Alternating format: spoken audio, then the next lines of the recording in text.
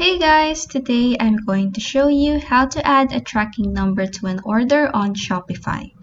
Before we start, it's important to be reminded that you need to upgrade to a paid Shopify plan before you can view your orders. With that in mind, let's get started.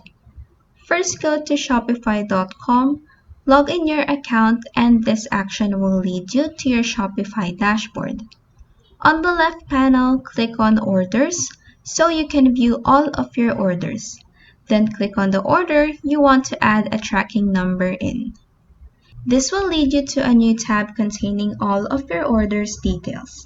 From here, you can already see the Add Tracking button right here. Click on it to open this pop-up. Just add the tracking number in this field. Choose your preferred shipping carrier.